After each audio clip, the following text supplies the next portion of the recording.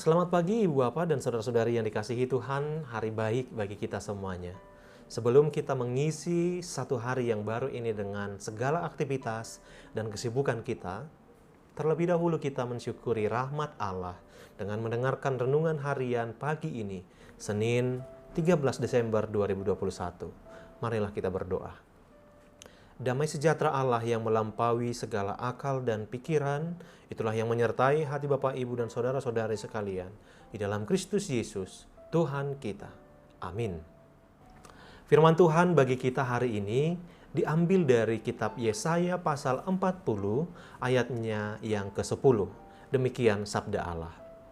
Lihat, itu Tuhan Allah. Ia datang dengan kekuatan dan dengan tangannya ia berkuasa.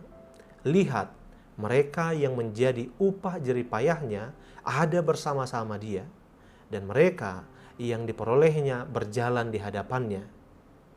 Demikian firman Tuhan. Tuhan Allah pembawa keselamatan bagi manusia. Ibu bapa dan saudara yang dikasihi Tuhan Yesus Kristus, Yesaya pasal 40 adalah awal deutro Yesaya, di mana bangsa Israel sedang dalam pembuangan yang penuh dengan penderitaan dan akan mendapatkan pembebasan. Berita ini disebut juga sebagai nubuat pemulihan.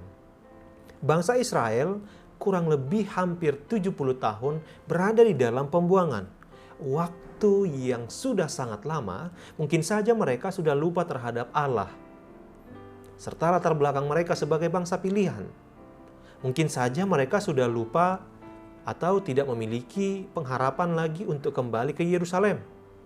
Namun, Allah tidak pernah melupakan umatnya sendiri. Ia tetap memelihara umatnya dan akan membebaskan mereka dari pembuangan.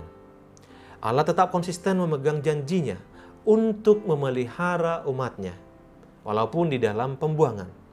Pemeliharaan Allah terlihat melalui kehadiran Yesaya dan nubuatan yang disampaikannya sebagaimana teks kita hari ini.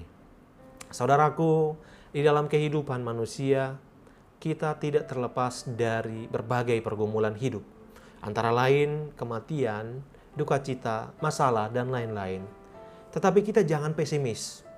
Kita jangan putus asa, karena Allah pasti akan memelihara umatnya dengan berbagai cara. Allah kita adalah Allah pembebas bagi manusia.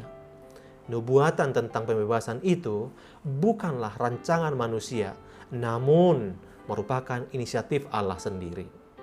Alkitab mencatat bahwa Allah sendiri melakukan pembebasan melalui Musa, para hakim, nabi-nabi, raja-raja, dan kedatangan Yesus Kristus.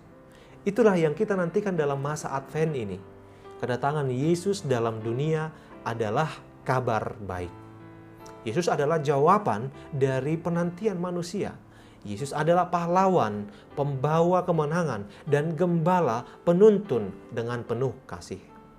Saudaraku, apa pendapat Anda seandainya Yesus tidak datang ke dunia? Mungkin akan ada banyak tanggapan yang kita berikan, tetapi untungnya itu hanya seandainya. Saya tidak pernah dapat membayangkan akan seperti apa dunia ini tanpa kehadiran Yesus.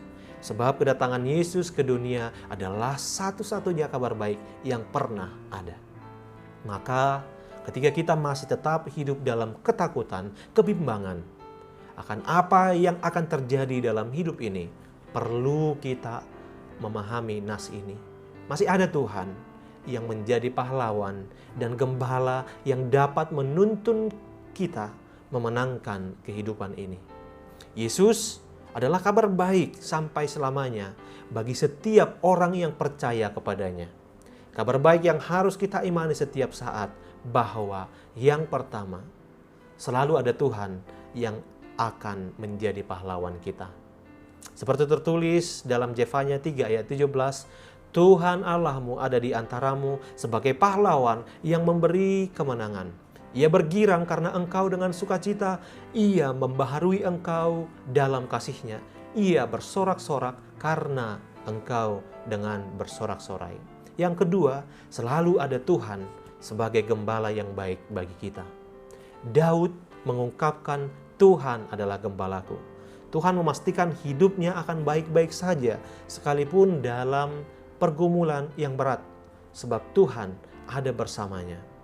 Demikian pula halnya dengan Tuhan Yesus yang menyatakan dirinya, "Akulah gembala yang baik." Seperti domba yang tidak dapat hidup lepas dari gembalanya, domba yang tidak dapat mencari makan dan minum sendiri, ataupun melindungi dirinya sendiri dari serangan binatang buas, demikian pula kita sebagai domba dalam menjalani hidup di dunia yang senantiasa membutuhkan pertolongan Allah sebagai gembala kehidupan kita. Amin. Mari kita berdoa. Ya Tuhan Allah, kami bersyukur atas kasih-Mu kepada kami untuk selama-lamanya. Engkau adalah Allah yang memelihara dan menyelamatkan kami, sehingga kami beroleh damai sejahtera. Amin. Selamat beraktivitas Ibu Bapak. Tetap lakukan protokol kesehatan dimanapun dan kapanpun. Tuhan Yesus memberkati.